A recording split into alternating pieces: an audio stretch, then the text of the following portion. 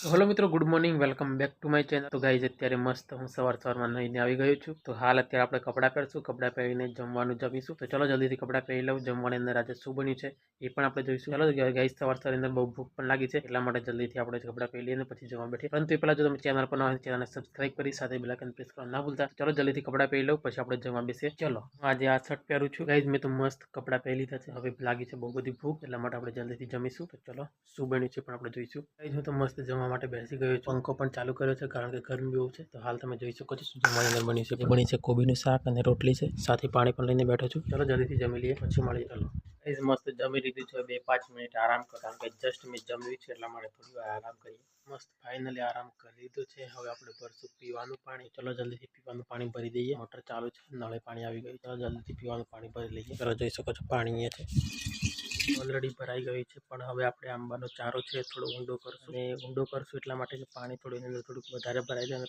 આંબાને પાણી સારું મળે એટલા માટે. અને શક્ય બને તો મોટર પણ ચાલુ કરશું. ચલો કન્ડિશન શું છે, અહીંયા થોડું વેરવિખેર થઈ ગયું છે. કેરીઓ પણ બહુ બધી લાગી છે, પણ ગાઈઝ એક કેરી ઘરી પડી ગઈ છે. શેના કારણે ઘરી જાય છે કંઈ ખબર નહીં પડતી. થઈ ગઈ છે મોટર ચાલુ.